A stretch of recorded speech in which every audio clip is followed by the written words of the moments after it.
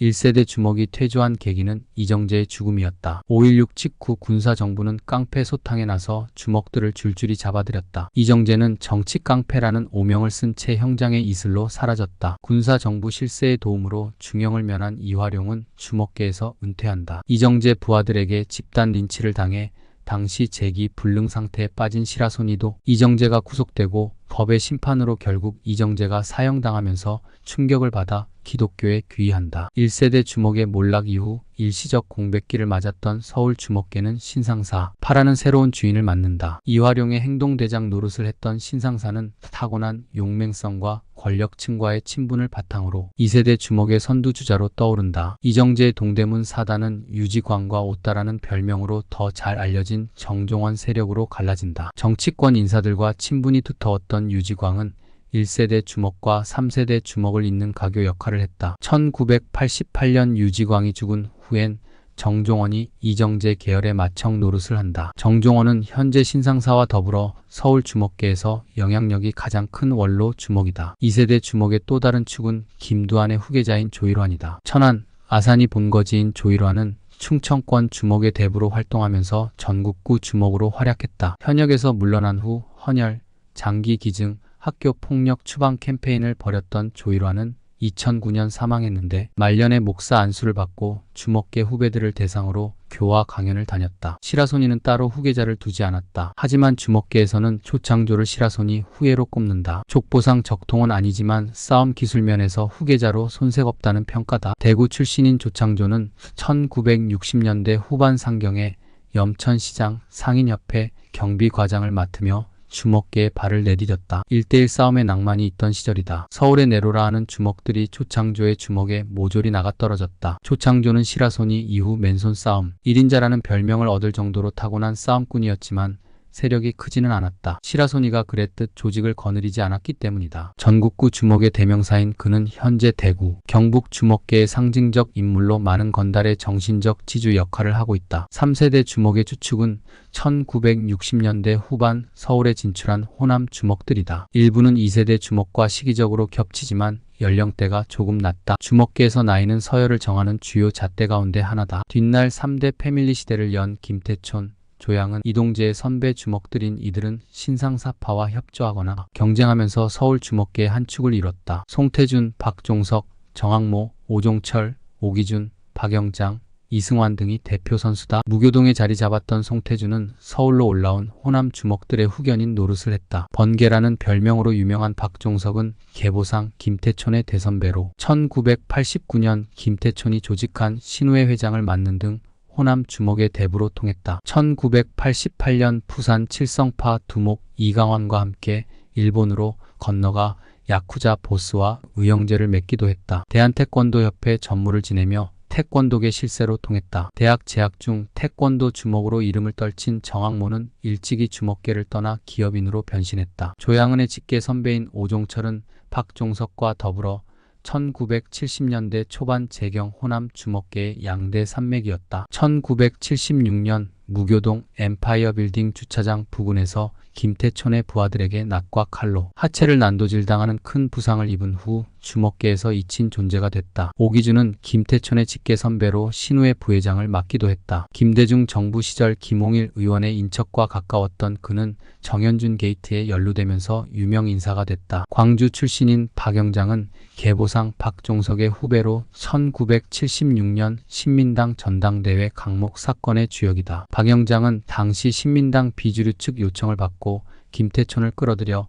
김영삼이 이끄는 주류 측에 테러를 가했다. 이승환은 전북 주먹계의 대표 주자다. 태권도 국가대표 출신인 그는 서울 동대문에서 주류 도매상으로 큰돈을 벌었다. 조양은과 김태촌이 3년 전쟁을 벌일 때 화해를 중재하기도 했다. 1987년 통일민주당 창당 방해 사건 주역으로 안기부의 지원을 받아 우익 성향의 호국청년연합회를 결성했다. 국기원 이사와 태권도 신문 회장을 지내는 등 태권도계 실력자였던 그는 대한태권도협회장 선거 비리에 연루돼 구속되기도 했다. 2008년 홍준표 의원이 대한태권도협회장으로 취임한 후 협회 고문으로 복귀해 눈길을 끌었다. 부산 3세대 주먹의 간판은 칠성파 이강환이다. 영화 친구로 널리 알려진 칠성파는 단일 조직으로는 국내에서 가장 탄탄하다는 평을 듣는 부산 주먹계 최강자였다. 1970년대 초반 칠성파 두목에 등극한 이강환은 1990년대 초 범죄와의 전쟁 때 구속돼 장기 수감 생활을 한 후 대외적으로 은퇴했으나 여전히 막후에서 영향력을 행사하는 것으로 알려졌다. 그 밖에 유지광 후계자인 경기 이천의 김상철, 수원의 이석재, 부산 영도파의 천달람 등 3세대 주먹 중에는 걸출한 인물이 많다. 또한 수사기관에 포착되지 않은 숨은 실력자가 적지 않다. 1975년 1월 발생한 사보이 호텔 사건은 4세대 주먹의 탄생을 알리는 신호탄이었다. 조양은과 그 동생들이 신상사파를 공격한 이 사건으로 주먹계는 발칵 뒤집혔다. 김태초는 신상사파와 가까운 호남 출신 선배들의 지시를 받고 조양은에 대한 응징에 나섰다. 이른바 3년 전쟁의 시작이었다. 이듬해 3월 조양은의 선배인 오종철이 김태촌에게 피해 보복을 당했다. 뒤이어 오비파의 이동재가 상경하면서 3대 패밀리 시대가 열렸다. 3대 패밀리가 주먹사에서 갖는 의미는 건달 세계의 풍토를 완전히 바꿔놓았다는 점이다. 1대1 맨주먹 대결이 사라지고 칼과 낫, 도끼 등으로 무장한 채 집단으로 싸우는 게 일상화됐다. 선배 주먹들을 공격하는 하극상 사건도 공공연히 벌어졌다. 2007년 형 집행정지로 석방돼 경상대병원에 입원해 있을 때 그는 기자와 인터뷰하면서 이렇게 절규했다. 징역을 너무 오래 살다 보니 고통스럽다. 보스고 건달이고 조직이고 다 지겹다. 솔직히 나나 조양은이나 무슨 두목이냐. 우리는 평생 교도소나 다니는 실패한 인생이다. 진짜 두목들은 뒤에 있다. 그는 자신이 인정하는 주먹계 보스로 정종원, 신상사, 조일환, 이승환, 박종석, 정학모, 이강환 등을 꼽았다. 정종원 오따라는 별명으로 활동한 사람으로 이정재, 이마수 사후에 동대문 조직을 인수했다. 무풍지대, 야인시대에서 묘사한 바와 달리 유지광은 동대문의 핵심 인물이 아니었다. 신상현 드라마 야인시대에서는 오상사라는 가명으로 등장한다. 김두한의 은퇴와 이정재의 죽음 이후 서울의 주먹 세계를 장악했으며 대한민국 조직폭력배 역사상 가장 강력한 인물 중 하나로 손꼽힌다. 조일환 충청 천안 지역의 조직폭력배 대부이자 김두한의 후계자로 유명한 인물이다. 이승환 전북 전주 출신으로 태권도 국가대표,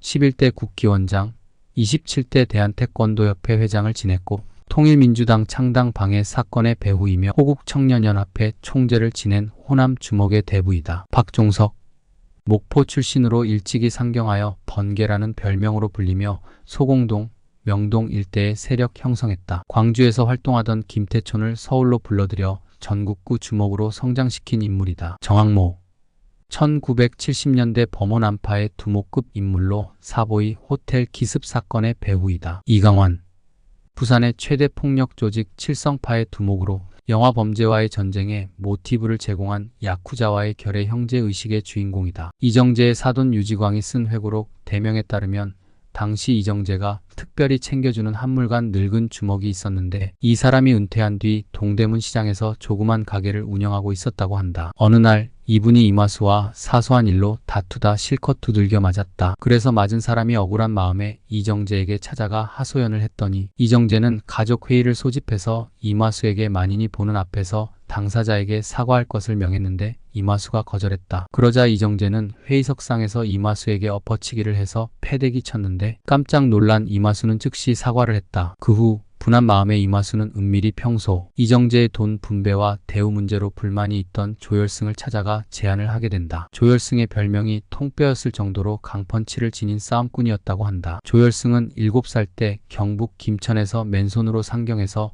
동대문 시장에서 자리를 잡은 뒤 시장의 지게꾼 부대 대장 노릇을 했다. 지금과 달리 당시에는 시장에서 물건을 나르는 수단이라곤 지게와 리어카가 전부였다고 한다. 만약 지게꾼들이 물건 배달을 하지 않겠다고 뻗대면 장사가 제대로 되지 않고 망했다고 한다. 자연스럽게 이들의 위세는 대단해서 동대문 시장 전체 상권을 좌지우지할 정도였다. 조열승은 이런 거친 지게꾼들 사이에서 잔뼈가 굵은 몸이자 주먹이었다. 동대문 시장에서 상인들에게 돈을 빼앗고 다니다가 이정재와 마찰이 생겼고 이정재에게 제압당했다고 합니다. 조열승은 실제 주먹 실력으로는 상당히 강하다고 알려져 있다. 이정재 아래로 들어가기 전에는 이마수가 조열승을 모셨다고 하지만 동대문에 들어간 이후로는 이마수보다 서열이 낮았다고 한다. 거의 동급으로 불려지긴 했지만 이마수는 자유당에게도 상당히 인정받았고 극장에서 나오는 돈으로 당시 상당히 대우받고 있었다. 조열승은 상대적으로 대우가 약했고 이정재가 정계 진출을 위해 모든 돈을 쏟았기에 불만이 많았다고 한다. 그것을 아는 이마수가 조열승에게 우리같이 손을 잡고 함께 이정재를 치자고 제의했는데 조열승은 곽영주가 밀어주는 이정재를 치기엔 역부족이라고 생각했습니다. 조열승은 이마수에게 아직은 때가 아니라고 거절했다고 합니다. 동대문의 문제는 이것만이 아니었다. 더 큰 문제들이 기다리고 있었다. 이정재의 동대문에서 주먹은 물론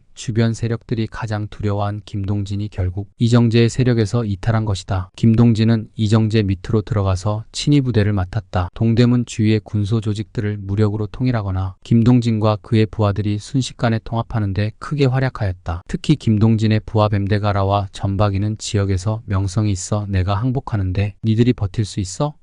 라며 협박 아닌 협박으로 제압해버렸다. 이렇게 김동진의 세력들이 커지고 명성을 얻자 가장 경계한 건 아이러니하게도 김두한, 이화룡, 김관철이 아닌 이정재의 동대문 내부였다. 이마수는 물론 이석재는 공개석상에서 대놓고 이정재에게 경계해야 한다고 말하였고 어중간한 위치에 있던 유지광은 대놓고 김동진을 무시하거나 권력을 줄여야 한다고 말했습니다. 김동진은 큰 활약에 비해서 비이천 출신이라 대우를 받지 못한다고 생각했고 실제 대우를 받지 못하고 있었다. 김동진은 자신을 믿고 따라온 수하들 때문에 항상 돈이 필요하였고 부족했다. 이정재는 김동진에게 약속한 충분한 돈을 지급하지 않았고 동대문을 기반으로 본인이 정계 진출을 위해 많은 돈으로 표밭을 닦은 후 정계에 진출하려 했기 때문에 이정재는 막대한 돈이 필요했으며 이정재 다음으로 이석재, 조열승, 이마수 등의 돈이 가고 나면 김동진은 일부만 받았다. 그 당시에도 김동진은 반대 세력이나 가장 강한 주먹들이 반항하면 가서 실질적으로 제압하고 있었다. 김동진도 뛰어난 주먹이었지만 단련된 김동진, 직속 부하 여럿이 무장하고 나타나면 어떤 문제든 손쉽게 해결되었다. 이러한 김동진이 대우 문제와 동대문 내부 세력 다툼으로 인해 단성사 사건으로 인해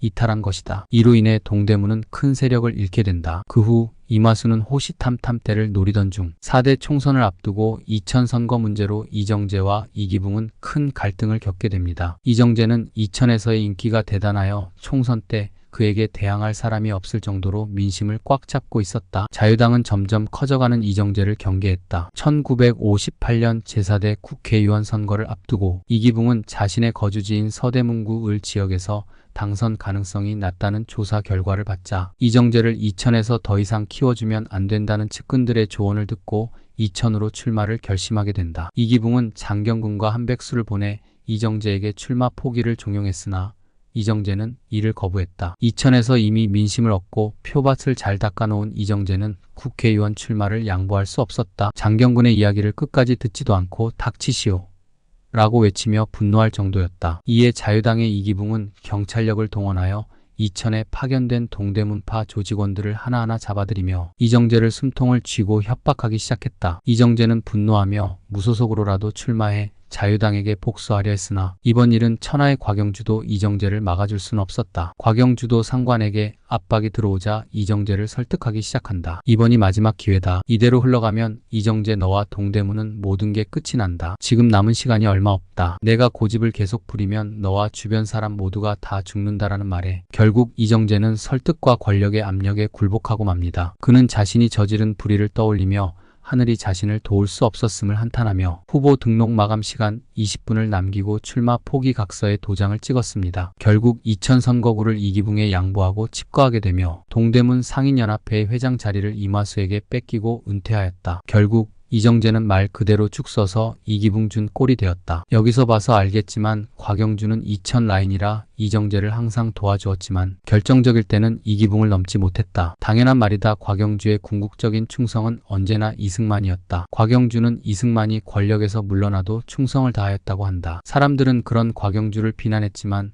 다른 걸 제쳐두더라도 이승만을 향한 충성은 대단했다고 합니다. 동대문 전체를 없애겠다는 협박을 듣고 이정재가 밀려나자 평소 자유당의 온갖 아부를 떨고 있던 이마수가 이승만의 총애를 받고 반항적인 이정재보다 온순한 이마수가 대안으로 떠오르게 된다. 더 이상 권력의 비호가 이정재에게 없다는 걸 알아차린 이마수가 재빠르게 이정재가 가진 동대문 상인연합회장 자리를 반강제로 빼앗아 간 것이다. 이정재의 친위부대는 강력해 보이고 충성심이 커 보였지만 실상을 보게 되면 여러 가지 문제가 있었다. 가장 큰 문제는 2천 출신만 대우해주는 것과 국회의원이 꿈이었던 이정재가 많은 돈을 정계 진출을 위해 쓰고 있었기 때문에 막대한 돈이 들어오는 걸 아는 부하 입장에서는 항상 불만이 있었다. 유지광에 따르면 당시 이정재는 상인연합회장으로 있으면서 5만 명의 회원들로부터 매월 1,000원의 회비를 받았다고 한다. 그래서 자유당이 경북도지사 임명 제의도 거절한 것입니다. 그런데 드라마에서는 이정재가 이마수에게 선의로 자기 자리를 물려준 것으로 나오지만 실제로는 이마수가 힘이 빠진 이정재로부터 반강제로 빼앗아 간 것입니다. 깡패 소탕령이 떨어졌다. 이정재, 유지광, 이마수를 비롯한 폭력배는